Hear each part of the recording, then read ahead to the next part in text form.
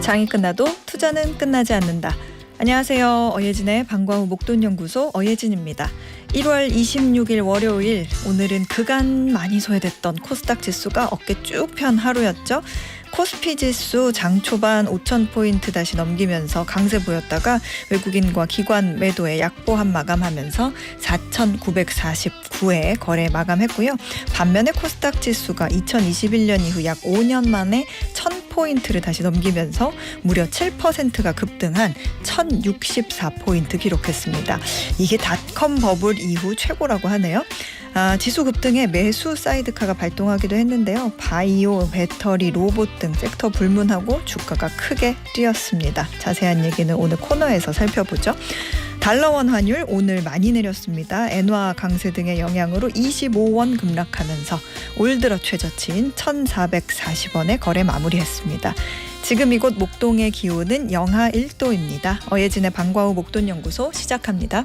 어예진의 방과후 목돈연구소 첫 곡 지드래곤 김유나의 미싱 유 띄워드렸습니다. 김성철님, 어소장님 안녕하세요. 날씨가 찌뿌둥하니까 기분도 찌뿌둥합니다. 좋은 소식 부탁드려요. 이렇게 보내주셨는데 오늘 좋은 소식 있었잖아요. 코스닥 지수가 그냥 그동안 이렇게 찌뿌둥하게 있다가 어깨 쫙 폈잖아요. 김성철님은 코스닥에는 종목이 없으신가 봐요. 찌뿌둥하다고 하시니까 오늘 코너 쭉 들어보시면서 시장 앞으로 어떻게 흘러갈지 한번 같이 들어보시죠. 최형식님, 다음 달 2월 4일이면 입춘을 전후로 기온이 부쩍 오른다는 예보에 움츠렸던 몸이 기지개를 켜네요. 주식시장이 화랑인 만큼 이제 원달러 환율도 떨어지는 만큼 내수시장 실물 경기도 살아났으면 하는 바람을 가져봅니다.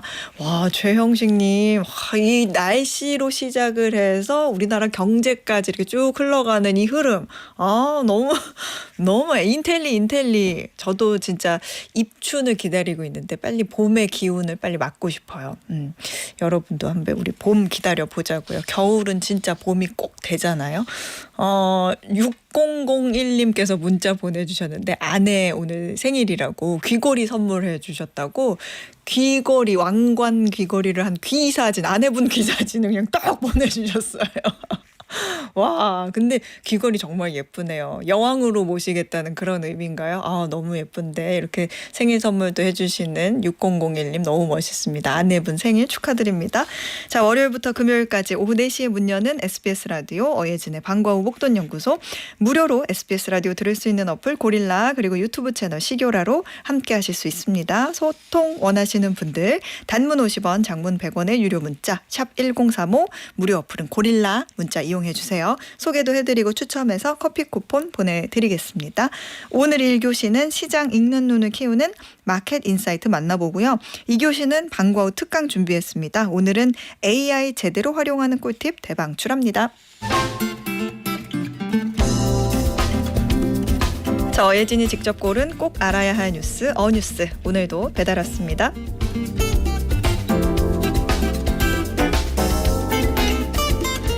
멋쟁이들만 모인 뉴욕에서는 요즘 중국판 자라라고 불리는 어반 레비보 앞에 줄이 늘어선다고 합니다. 옷 한 벌 함부로 사기도 어려운 높은 뉴욕 물가 사이에서 상대적으로 저렴하고 감각 있는 옷들을 판다는 소문 때문이죠. 먹는 것도 마찬가지입니다. 사람들은 스타벅스가 아닌 루이싱 커피에서 라떼를 마시고 미쉐빙청이라는 곳에서 아이스크림을 사 먹습니다. 이게 다 어느 나라 브랜드일까요? 전부 중국에서 만든 브랜드입니다. 이제는 싼 맛에 쓰는 중국산이 아니라 진짜 경쟁력으로 전 세계 소비자의 지갑을 여는 단계에 들어갔다는 걸 보여주는 모습인데요. 재밌는 건 이게 중국 브랜드인 걸 아는 사람들이 생각보다 많이 없다는 겁니다. 여기에서 주목할 건 이런 중국 기업들이 시장에 접근하는 방법인데요. 예전 중국 기업들은 해외에 나가면 티가 좀 났습니다. 중국인 관리자를 파견했고 중국식 운영 방식을 고집했죠. 그런데 지금은 철저하게 현지 기업인 척합니다. 일종의 스며들기 전략이랄까요? 공장은 현지에 짓고 직원도 현지인을 뽑습니다. 심지어 경영진까지 현지 사람을 앉힙니다. 아예 본사를 싱가포르 같은 곳으로 옮겨서 중국 색깔을 싹 빼는 기업도 많습니다. 왜 그럴까요? 나 중국 기업 아니야, 너네 동네 브랜드야 하면서 경계심을 낮추고 자연스럽게 그 사회의 일원으로 녹아들려는 겁니다. 중국 기업들이 이렇게 전략을 확 바꾼 건 그만큼 중국 안에서는 먹고 살기가 너무 힘들어졌다는 얘기기도 합니다. 성장은 더디고 물건이 안 팔리니 가격 경쟁은 점점 피를 튀기는데요. 그러다 보니 요즘 중국 기업들이 아예 중국 시장을 포기하고 밖으로 나가버리는 경우가 빠르게 늘고 있습니다. 이제는 외국 기업들이 중국에 투자하는 돈보다 중국 기업이 해외에 투자하는 돈이 훨씬 많습니다. 물론 중국 정부가 좋게 보진 않겠죠. 누가 밖으로 돈을 빼돌리는지 감시하기도 하지만 내수 시장 활성화 카드 말고는 기업을 붙잡을 뾰족한 방법도 없습니다. 과거 세계의 공장이었던 중국이 이제는 세계의 이웃으로 우리에게 스며들고 있는 요즘, 앞으로 물건을 살 때 이거 어느 나라 거야 하고 보면 나도 모르는 사이에 한국에서 만든 중국 브랜드를 쓰고 있을지도 모르겠습니다. 이상 어뉴스였습니다.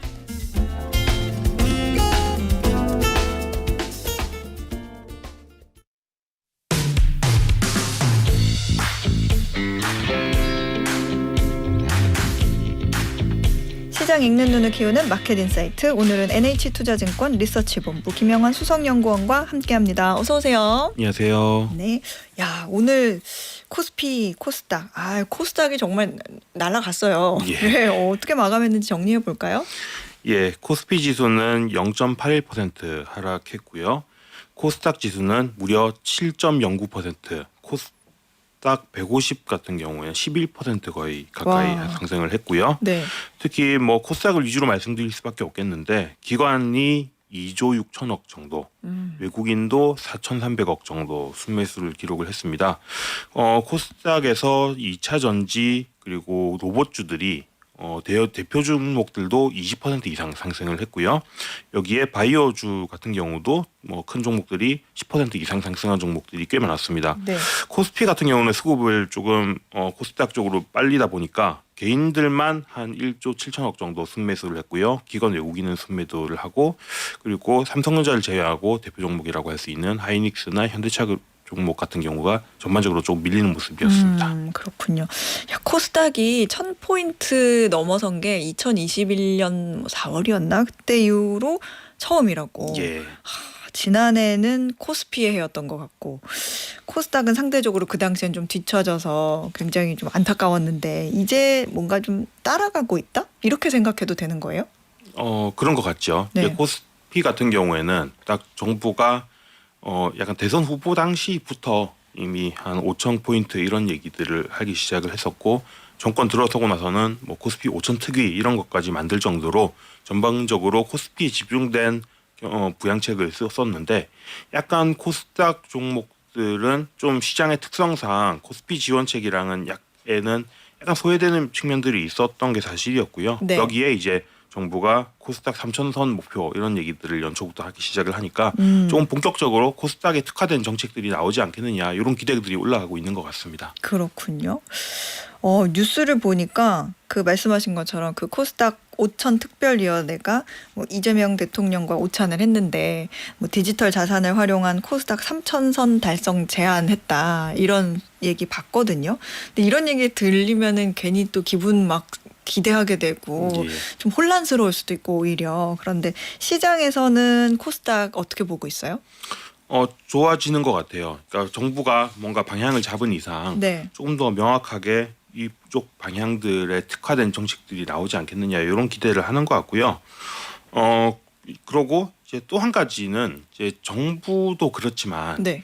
약간 산업적으로도 좀 기대감을 해볼 수 있지 않을까라는 생각들이 슬금슬금 나오는 것 같습니다. 이게 사실 코스피 같은 경우에 작년을 돌이켜 보면은 네. 이제 작년에 정부 출범하고 나서 트럼프 초반에 관세 위기 한번 겪고 나서부터는 전반적으로 정부의 지원책이랑 그리고 뭐 트럼프 정책 수혜주 이런 쪽들이 쭉 밀기 시작을 하다가 이걸 한 작년 하반기에서도 한 9월 이 정도쯤부터 본격적으로 삼성전자까지 이제 가세를 해가지고 반도체 업사이클이 다시 돌아온다 이러면서 그때부터 더 상승이 가팔라졌는데, 네. 이게 결국은 이제 정부 정책만이 아니라 이렇게 산업적으로 좀 업사이클이 같이 들어와야지 증시가 크게 이제 목표하는 만큼 갈 수 있다는 얘기죠. 근데 지금은 정부 정책도 있겠습니다만 뭐 그 얘기는 좀 이따 드리고요. 네. 먼저 좀 드리고 싶은 말씀은 코스닥 지수에서 제일 큰 부분을 차지하는 분야가 셋이에요. 하나는 반도체 소부장이고요. 네. 또 하나는 바이오고요. 세 번째가 2차 전지입니다. 근데 제가 생각해 보면은 요 분야들에 좀 좋아질 수 있지 않을까 이런 생각이 조금 들기는 해요. 그러니까 그런 점에서 정부 정책과 산업의 업사이클이 좀 맞아떨어지는 시기가 작년은 코스피였다고 하면 올해는 좀 코스닥이 되지 않을까 이런 생각이 듭니다. 그렇군요. 반도체 소부장, 바이오, 2차 전지. 이 부분에 대해서는 특히 왜 조금 전망을 좋게 보시는지 구체적으로 좀 들어보고 싶은데.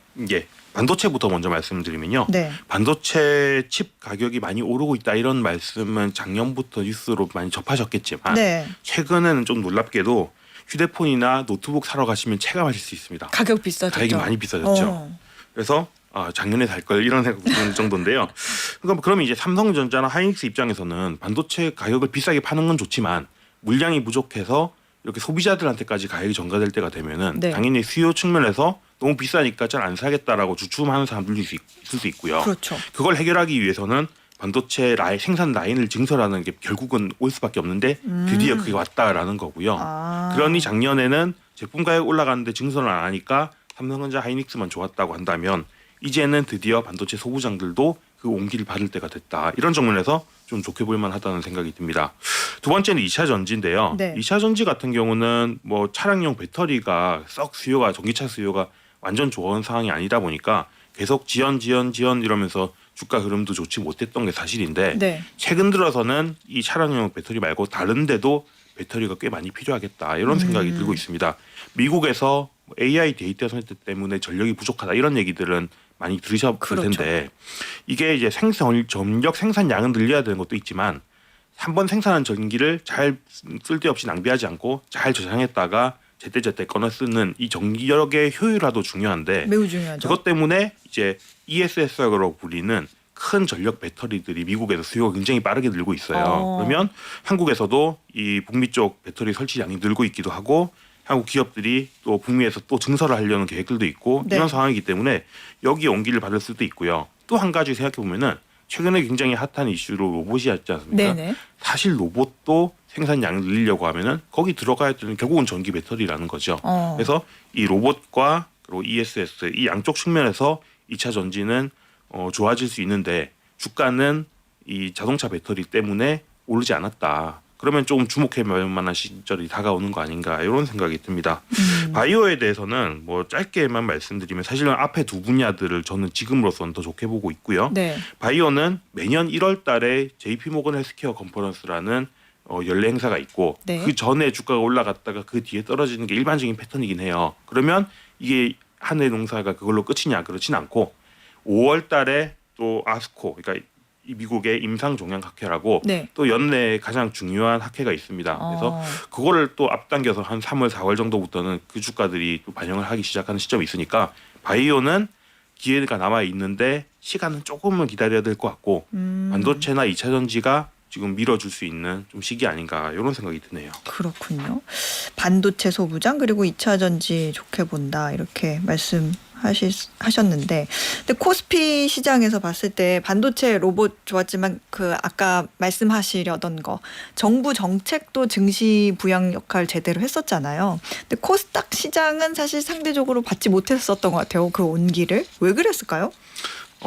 작년부터 추진하고 있는 정부의 한국 주식시장 레이팅의 핵심은 한마디로 표현하면은 자본 배치의 효율화 이렇게 말할 수 있을 것 같아요. 네. 무슨 말이냐면은 기업이 돈이 많은데 이 돈을 잘 쓰려면 자기가 지금 영업 영위하고 있는 것보다 더 좋은 성장 비즈니스에 투입을 하든가 그게 아니면은 자기들이 잘 돈을 굴리지고 있지 못한 상황이면은 차라리 배당을 해서 그 주주들이 또 다시 자기가 좋은 산업에 재투자할 수 있도록 만들어 주든가인데 지금 정부가 볼 때는 코스피 기업들이 충분히 그 방향으로 효율적이지는 않았던 것 같아. 그래서 뭐 이사들한테도 주주 충실 의무를 넣는다던가 뭐 배당할 때 조금 도와주는 뭐 배당소득 분리과세를 해준다던가 뭐 그런 상법 개정을 해서 뭐 그런 자사주를 매입 소각을 하게 의무화를 한다던가 뭐 이런 것들을 했는데 네. 코스닥 같은 경우 생각해 보면은 그런 류의 성숙 내지는 사양 산업이 아니라 앞으로 돈을 더 많이 넣어야 되는 성장 산업이잖아요. 그러다 보니까 이런 종류의 제도 개선에 영향을 받았던 분야는 아니었던 거죠. 그래서 그런 점이 조금 소외되는 원인이었지 않나 싶네요. 그러면 이제 코스닥 3천이라는 말까지 나온 상황에서 필요한 정책 뭐가 있을까요? 코스닥 방향에서 필요한 정책을 생각해보면은 코스닥의 문제가 뭐냐? 네. 이것도 한마디로 얘기하면은 코스닥 시장은 말하자면 약간 중고차 시장 같은 시장이다 이렇게 볼 수 있을 것 같아요. 중고차 같은 시장. 말하자면은 네. 우리가 중고차를 사러 갈 때 네.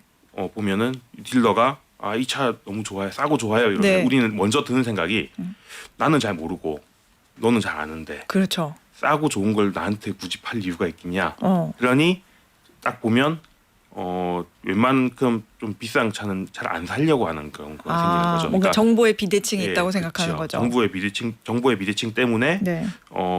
자꾸 저가의 저질들만 거래가 되는 게 전반적인 중고차 시장의 문제다. 그치. 좋은 차들은 내가 여기서 팔아봤자 좋은 가격 못 받을 것 같으니까 자꾸 이 중고차 마켓에서 나가버리니까 예. 결국에 남는 거는 저가의 차량들밖에 없는 예. 이거 그 레몬 마켓이라고 레몬 하잖아요. 마켓이죠. 네. 예. 그래서 피치가 다 떠나고 레몬만 남게 되는 시장인데 코스닥도 비슷한 문제가 있습니다. 코스닥에서 이전에 막 성장해서 좋은 기업으로 커 나갔던 기업들 돌이켜 보면 뭐가 있냐면요. 네이버도 있고요. 네. 카카오도 있고요. 어. 뭐 NC소프트 이런 게임 회사 큰 것들도 있고요. 셀트리온도 있어요. 그렇죠. 정말 많은 기업들이 진짜. 코스닥에서 성장해 놨는데 그 다음에는 빠져나갔단 말이죠. 왜냐하면 네. 코스닥에 있으면은 내가 1등 기업이 아니라 2등 기업이라는 평가를 받을까봐 기관과 외국인들 수급이 잘 들어올 수 있는 시장으로 떠났다. 그렇죠. 그리고 자꾸 좋은 기업들은 떠나고 남는데 문제는 코스닥에서 막 임상 실험을 하다가 실패한 기업들 또 퇴출되지 않고 남아 있으면 여기야말로 딱 중고차 시장 같은 그런 인식이 그러네요. 말이에요. 와, 그렇게 연결해 본 적이 없는데 진짜 많네요. 그러네.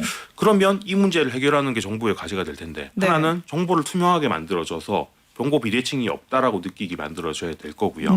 또 하나는 이 우량 기업들이 굳이 코스피로 떠나지 않더라도 코스닥에서도 충분히 좋은 대우를 받을 수 있다. 외국인이나 기관 수급도 들어올 수 있고 네. 내가 높은 평가를 밸류에이션 평가를 받는데 방해가 되지 않는다라고 만들어줘야 되고 마지막으로는 이 비대칭 정보가 많이 제거를 해야 되지만 그럼에도 불구하고 남는 이 좋지 못한 기업들 같은 경우에는 좀 정리를 해서 뭐 서드 티어 뭐 시장을 따로 분리를 한다던가 뭐 상장 폐지를 시킨다던가 그런 과정들이 좀 필요할 수 있겠죠. 그래서 전반적으로 시장을 이 중고차 시장이 아닌 좋은 상품들이 잘 거래되는 우량한 시장으로 만드는 제도 개선들이 필요한데 이거는 작년부터 추진했던 제도들이랑은 상당히 좀 다른 양상일 것 같아요. 그래서 네. 앞으로 이런 제도들이 이런 방향으로 추진되느냐 이걸 단계적으로 확인하면서 주가들이 쭉 올라가지 않을까 싶습니다. 그렇군요.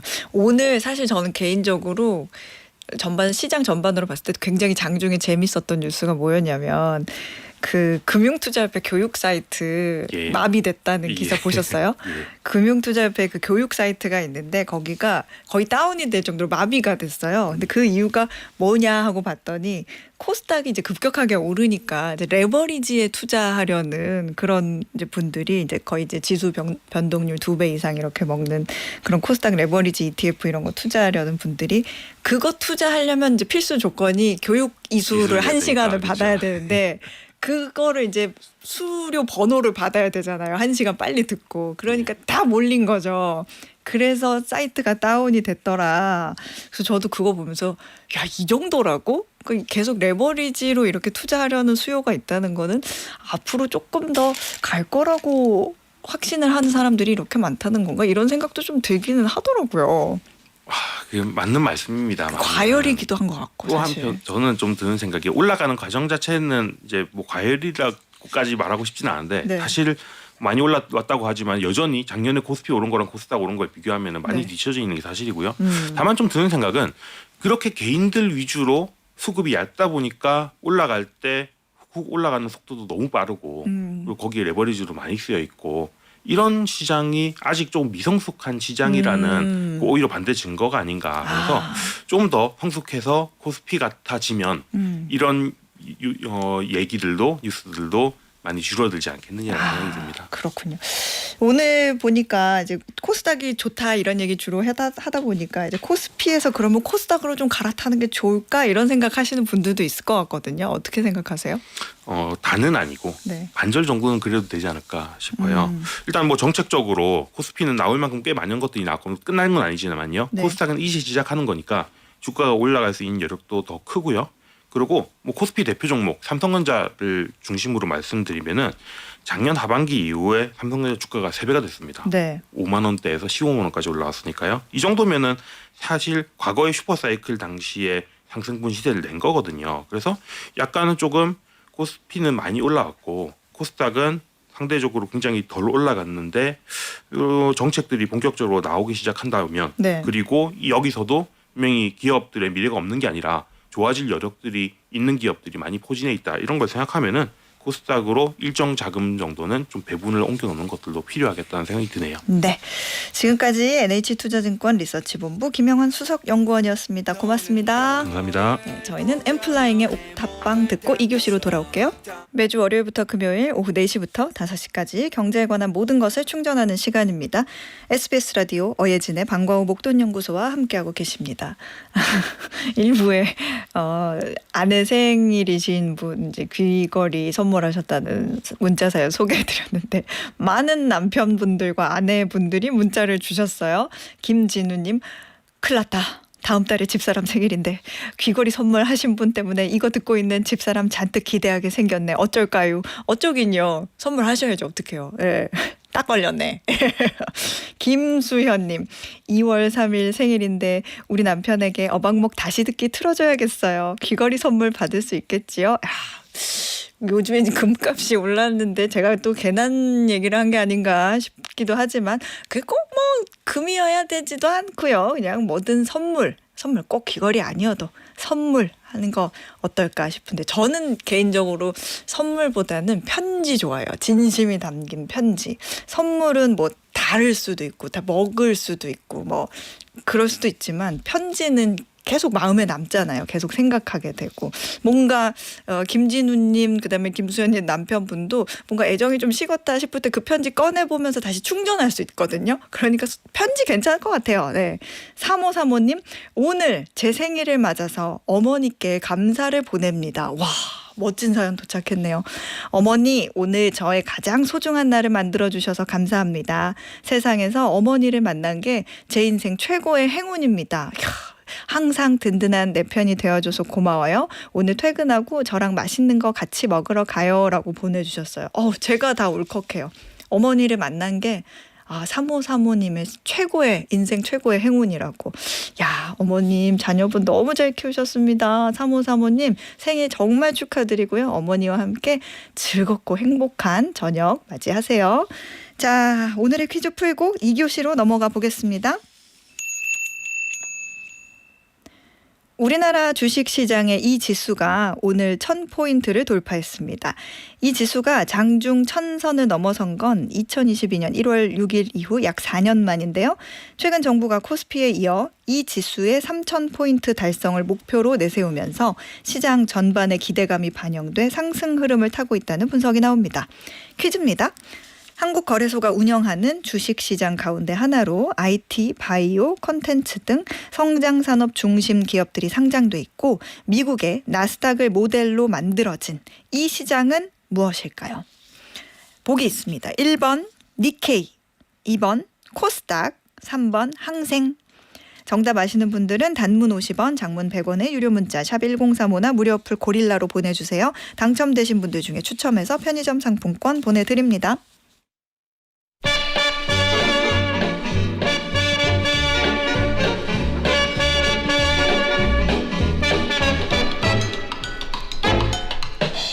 방과후 펼쳐지는 짧고 굵은 강의 방과후 특강. 오늘은 AI 활용법, 이노션의 아트 디렉터이자 AI 광고 제작, AI 디자인 같은 책을 낸 최종수 작가가 자세히 알려드립니다. 어서 오세요. 안녕하세요. 최종수라고 합니다. 네, 반갑습니다. 네.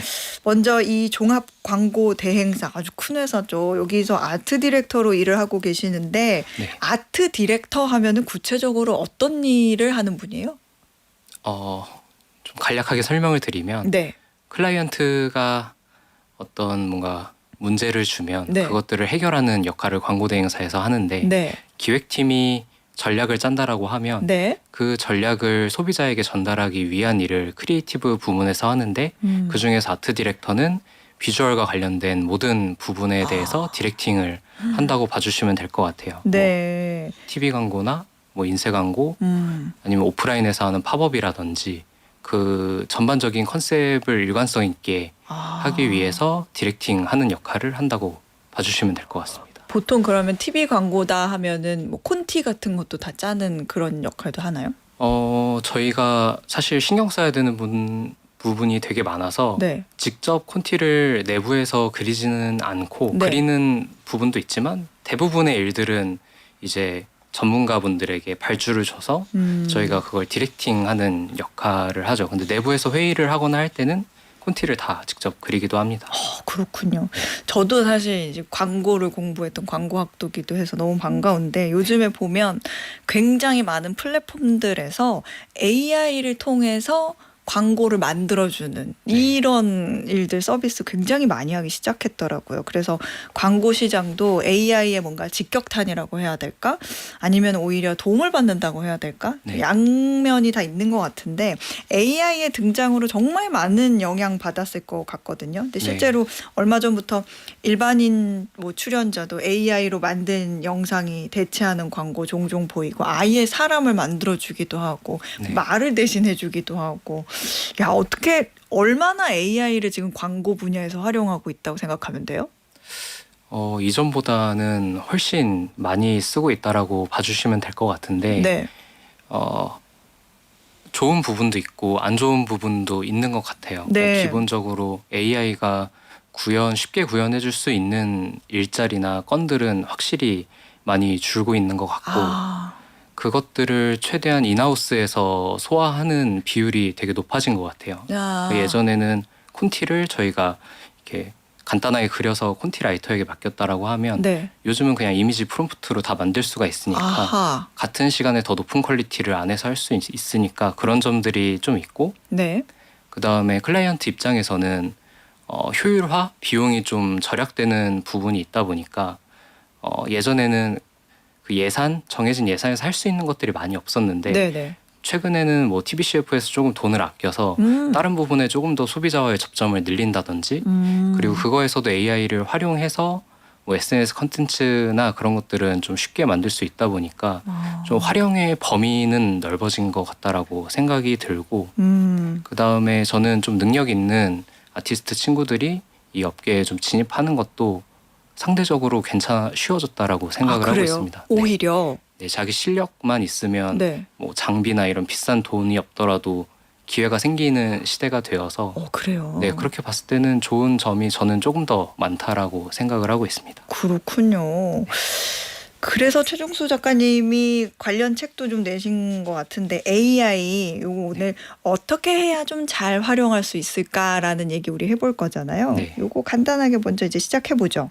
네, 일단 제가 쓴 책은 어떻게 보면 일종의 약간 예전에 포토샵 따라하기처럼 네. 튜토리얼 형식의 책의 의뢰가 와가지고 작성을 하게 된 건데 네. 제가 이 이후로는 튜토리얼을 굳이 받지 않는 점이 사실 저는 그거보다는 이 AI를 쓰는 사람의 뇌가 좀 더 좋아져야 AI를 잘 쓴다라고 생각을 해서 맞아요. 네, 맞아요. 저희끼리는 생각이 좋은 사람이 AI도 잘 쓴다라고 이야기를 하고 있기 때문에 네. AI를 잘 쓰려면 결론적으로 자신의 뇌를 트레이닝 시킬 수 있어야 잘 쓸 수 있다라고 생각을 해서 그거를 AI랑 잘 주고받을 수 있는 방법들을 많이 활용하면 잘 쓸 수 있게 되는 것 같아요. 원론적으로는. 안 그래도 그 왜 나노 바나나 있잖아요. 저 그거 네. 써봤거든요. 그런데 그거는 이제 제가 사진을 해도 주문을 넣어야 되잖아요. 네, 맞습니다. 근데 정말 재밌고 네. 진짜 끝내주는 뭔가 영상물을 얻어내려면 네. 제가 얼마나 크리에이티브하게 프롬프트를 입력하느냐에 따라 달라지더라고요. 네, 네, 맞아요. 그거를 하면서 막상 재밌게 나도 만들어야지 했는데 뭐라고 쓸지 턱 막히기도 네. 하는 거여서 야 이게 보통 쉬운 건 또 아니구나 네. 이런 생각이 들기는 했거든요. 근데 제가 지금 말했던 프롬프트라고 하죠. 어떻게 주문을 넣느냐에 따라서 결과물의 퀄리티가 이렇게 달라지는데 네. 기본적으로 이런 때는 어떻게 질문을 하는 게 좋아요? 퀄리티라고 하는 게 사람마다 사실 원하는 포인트가 달라서 누구는 그림이 예쁘면 되고 누구는 아이디어를 원하고 그런 퀄리티가 다른데 기본적으로 그 AI 모델들은 학습시킨 서비스를 제공하는 회사에서 프롬프트 가이드를 제공을 하고 있어요. 네. 저희 나라 특징이 설명서를 잘 안 보는 것들이 있는데 거기를 보면 그들이 학습을 시켰기 때문에 그들이 어떻게 쓰는지 가장 잘 알고 있어서 그 가이드를 보고 쓰시는 게 잘 쓸 수 있는 것 중에 하나고 네. 뭐 그거를 떠나서 내가 정말 내가 생각하기에 퀄리티 있는 아웃풋을 내기 원한다라고 하면 앞에서 말씀드렸던 것처럼 좋은 생각을 가지고 내가 기본적으로 퀄리티가 높다라고 생각하는 거는 뭐지라는 거에 대한 게 좀 선명하게 있어야 되거든요. 아, 내가 정말 원하고 만족할 만한 게 네. 웃음 포인트냐 네. 아니면은 뭔가 어떤 이 그림의 이미지의 자연스러움이냐 네. 뭐 약간 그런 식으로 먼저 생각해야 된다는 거죠. 뭐 예를 들면 네. 그 왠지 저희가 좋다라고 생각하는 모든 포인트들이 있잖아요. 네네. 감독님이 영화를 찍을 때 네. 왠지 느낌이 좋은데라고 찍진 않잖아요. 네네. 그냥 난 이래서 좋아라는 게 명확하게 있기 때문에 제가 쓰는 방법은 제가 좋다라고 생각하는 이미지로 말씀을 드리면 이미지를 LLM에 넣고 네. 이 대형 언어 그림이 모델에 넣고? 이 그림이 왜 좋게 느껴지는지에 대해서 그냥 가볍게 이야기를 하다가 뭐 자세하게는 조명 세팅이나 앵글이나 뭐 컬러 톤이나 그런 것들을 최대한 자세하게 물어보면 세세하게. 네, 그럼 역으로 그 이미지 내가 좋다고 생각한 이미지에 대한 최대한 자세한 프롬프트를 AI가 다시 저에게 알려주거든요. 그러면 내가 이래서 이걸 좋다라고 느꼈구나라고 이것들을 따로 이제 아카이빙을 해놓고 다음 프로젝트에 적용하거나 그런 식으로 활용을 하고 있습니다. 그런 식으로 AI하고 대화를 하시는군요. 하긴 네. 저도 뭐 AI하고 대화할 때 이렇게 할 때는 이 얘기를 할 때는 이걸 기억해도 네. 이거 할 때는 이게 좋은 글이야 하면서 제 거를 내가 원하는 형식은 이런 거야 막 이렇게 네. 항상 얘기를 해주기는 하거든요. 네네. 그럼 작가님도 방금 말씀하신 것처럼 AI하고 일단은 기본적으로 이제 좀 뭐랄까 네. 돈독한 관계를 네네. 유지하기 위해서 이렇게 그런 대화를 이제 먼저 주고 받으신다 이런 거죠. 어떤 네. 식으로 좀 질문하고 대화하세요? 구체적으로? 제가 느끼기에 네. 저한테 막 이런 비슷한 요청이 많이 오는데 네. 그냥 제가 느끼기에 항상 완벽한 질문을 하거나 완벽한 프롬프트를 해야 된다라는 강박이 있는 분들이 많으신 것 같아요. 저요. 네, 근데 그냥 제 생각에는 사람이 언제 가장 많이 성장할까 생각해 보면 아기 때 질문을 많이 하잖아요. 별거 아닌 것도. 맞아요. 왜? 네. 왜? 이러죠? 저는 그게 아까 앞서 말씀드렸던 뇌의 발전에 가장 근간이 되는 거라고 생각을 해서 저는 기본적으로 그냥 뭐 조금이라도 궁금한 게 있으면 바로바로 물어봐요. 막 프롬프트 공식을 지키는 것도 아니고 네. 이런 거에 궁금한데 왜 그래? 아니면 어떤 프로젝트 하는데 어떤 생각이 나면 이거를 막 구조화하지 않고 일단 던지고 사람이랑 대화하는 것처럼 오고 가면서 아이디어가 발전하는 것처럼 그냥 저는 일종의 동료가 늘 옆에 있다라고 생각을 하고 그렇게 쓰는 방향이 하나 있고 네. 또 하나는 업무를 좀 잘하기 위해서 내가 하는 일을 하나하나 분해해서 이 일을 AI랑 더 디벨롭해서 잘 할 수 있게 하려면 어떤 식으로 하면 좋을까라는 아이디어를 저 혼자도 짜고 AI랑 같이 짜면서 좀 학습시키는 데이터 파인 튠을 좀 해서 쓰는 식으로 사용하고 있어요. 완전히 내 바로 옆에 콕 붙어 있는 또 다른 동료를 하나 만드신 거네요. 말 잘 듣는 후배 개념이죠. 네. 말 잘 듣는 후배. 가르쳐주면 안 까먹는. 그렇군요. 네. 그 후배 얘기 나온 김에 네. 좀 예를 들어서 설명해 주신 것 중에 뭔가 후배를 지적할 수 있는 방법이랄까 그런 얘기 네. 한번 하셨던 것 같은데 네. 그것도 얘기 좀 해주세요. 보통 이제 신입사원이 들어오면 네. 이것저것 가르칠 것들이 많잖아요. 네. 그거를 그냥 AI한테 가르친다라고 생각하시면 좋을 것 같아요. 이게 사실 장점 찾는 것도 뭐 방법이지만 남이 잘못한 거 찾는 게 쉽잖아요. 그래가지고 보통 후배들이 가져오면 이게 잘못됐고 이게 잘못됐고 이게 잘못됐어. 이거를 프롬프트로 한번 만들어보자 네. 라고 해서 제가 좀 개발을 해가지고 오늘 소개를 시켜드리려고 한 건데 흥미로운데요? 네. 네, 제가 뭐 비주얼을 다루고 있지만 네. 뭐 보편적으로 이미지보다 글을 다루는 경우가 많으니까 네. 카피라이팅을 좀 예시로 가져왔어요. 네. 뭐 예를 들어 그 상품이 오면 그 네. 상품 이름을 가장 위에 넣는 거예요. 네. 그 예를 들어 뭐 포카리스웨트면 포카리스웨트를 맨 위에 넣고 프롬프트로 아래 접근법에 의거해서 이 상품의 카피를 작성해줘라고 써놓고 그 아래는 저만의 지적 방식이라고 스텝을 쌓아놓는 건데요. 아, 네, 일단 첫 번째는 먼저 네가 생각하기에 이 상품이나 서비스에 대해서 평범하게 가장 보편적으로 생각할 만한 카피를 한 개 생성을 해줘. 그 다음은 이제 아래의 기준으로 스스로 좀 지적을 해줘라고 부탁을 하는 거예요. 그래서 첫 번째는 어디서 들어본 것 같지 않은가. 두 번째는 사람의 감정을 흔드는 부분이 있는가. 그리고 세 번째는 단순 기능 설명에서 끝나버리지 않았는가. 네 번째는 시점이 단조롭지 않은가.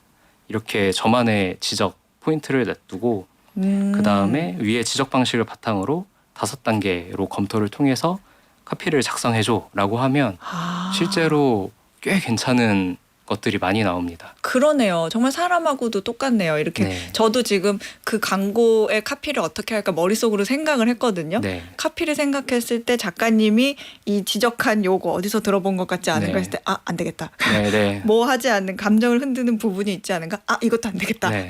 이렇게 제껴지게 되고 네, 네. 뭔가 다시 만들어지게 뭔가 계속 발전을 하긴 하네요. 네, 네. 괜찮은데요? 네. 오, 이게 말씀을 들어보니까 뭔가 광고계에서 AI를 정말 많이 그리고 다양하게 활용을 할 수 있겠구나 그런 생각이 드는데 네.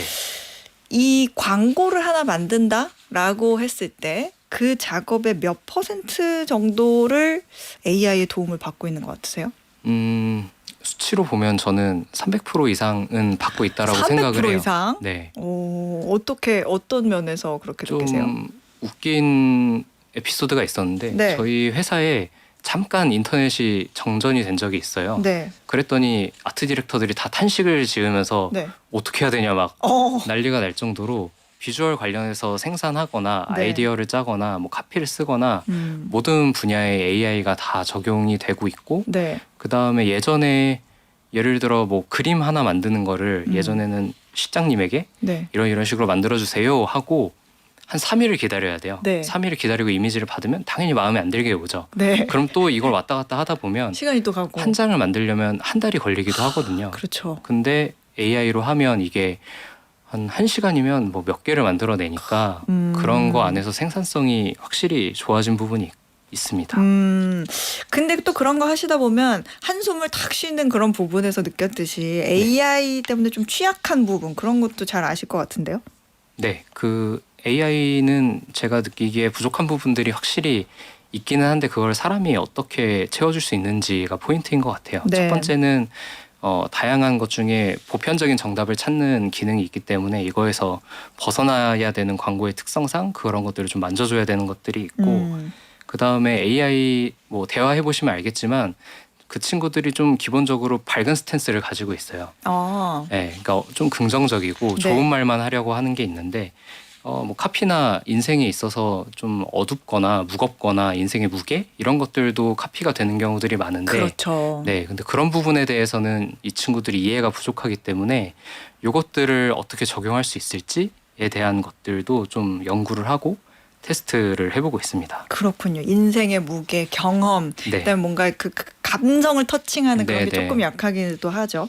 근데 연초라서 왜 요즘에 AI가 그렇게 사주를 잘 본대 그런 얘기도 많이 하거든요. 네. 그래서 뭐 사주를 뭐 완벽하게 다 맹신을 하면 안 되지만 재미로 네, 네. 보는 경우도 많은데 올해 운세 토정 비결 이런 거 AI로 보시는 분들 많아요. 네, 근데 맞습니다. AI 통해서 사주 보고 멘탈도 케어할 수 있다. 이거 어떻게 하면 돼요? 보통 제가 느끼기에 사주는 약간 코리안 카운슬링의 느낌이 있는 것 같은데 네. 사람들이 내 앞에 어떤 일이 일어날지 어떻게 보면 일기예보와 비슷한 감각인 것 같은데 네. 그래서 저 같은 경우에는 사주를 맹신하진 않지만 네. 어느 정도 믿는 부분이 있기 때문에 네. 그 어플 중에 만세력 천을기인이라는 어플이 있는데 무료 어플이에요. 네네. 거기에 생년월시를 넣으면 만세력이 나와요. 이건 다 정해져 있는 거라 네. 실제로 그 LLM에 바로 내 생년월일을 쓰는 것보다 그 어플을 캡처해서 넣는 게 훨씬 정확하거든요. 그래요. 네, 그래서 그거를 뭐 저는 제미나이를 쓰니까 제미나이 딥 리서치를 통해서 길게 만들어 달라고 하면 한 20페이지 분량으로 만들어 주는데 와. 그거를 이제 잼 아니면 GPT-S 같은 거에 넣어 놓고 앞으로 내가 고민이 있으면 이 사주 결과에 기반해서 답을 내려줘 라고 하는 식이에요. 나의 타고난 성향이나 가지고 있는 그런 뭔가 그런 기운 뭐 이런 네. 거에 따라서 내가 지금 처한 것들을 상담할 수 있는 네, 멘탈적으로 좀 예를 들어 올해는 좀 비가 올 것 같다라고 하면 조심하는 방법 같은 것들을 알려주니까 그러네요. 네, 이런 식이면은 나중에 나의 건강검진 기록도 그런 데에다가 업로드 해놓고 이걸 기준으로 지금 내 증상을 잘 분석해줘라고도 할 수 있을 것 같은데 어쨌든 뭐 이제 병원에 가서 자세히는 검사 받아야겠지만 네네. 지금 이런 걸로 봤을 때 와 우리 청취자분들이 나도 좀 손쉽게 따라할 수 있는 AI 활용법 이런 게 없을까라고 생각하실 수도 있는데 네네. 마지막으로 간단하게 한번 좀 소개해 주실까요? 제가 가장 추천하는 거는 노트북 LM이라는 이것도 구글에서 서비스하는 AI예요. 네. 사람이 뭐 모두가 공통적으로 시간은 24시간밖에 없잖아요, 하루에. 네. 그래서 저는 그 시간을 어떻게 하면 좀 효율적으로 잘 쓸 수 있을까에 대한 고민을 하는데 자차 출퇴근을 하다 보니까 그 차 안에서 보내는 시간이 너무 아까워서 네. 제가 평소에 좀 알고 싶었던 분야의 좀 어려운 것들 뭐 아니면 코딩이나 제가 평소에 몰랐던 개념들 같은 자료 뭐 유튜브 링크나 PDF 책 같은 거를 노트북 LM에 소스를 집어 넣으면 네.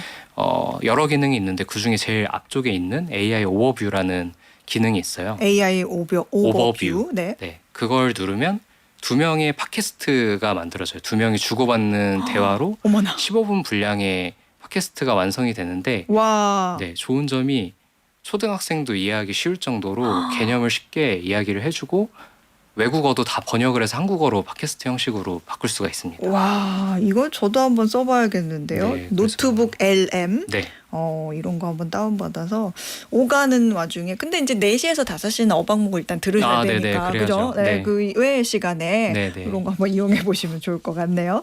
지금까지 AI 광고 제작 그리고 AI 디자인이라는 책을 쓴 이노션의 최종수 아트 디렉터였습니다. 네, 고맙습니다. 감사합니다. 퀴즈 정답 확인해 보겠습니다. 오늘의 퀴즈에서는 한국거래소가 운영하는 주식시장 가운데 하나로 IT, 바이오, 콘텐츠 등 성장산업 중심 기업들이 상장돼 있고 미국의 나스닥을 모델로 만들어진 시장을 뭐라고 하는지 여쭤봤는데요. 정답은 2번 코스닥이었습니다. 정답 보내주신 분들 중에 오늘 편의점 상품권 받으실 3분은요.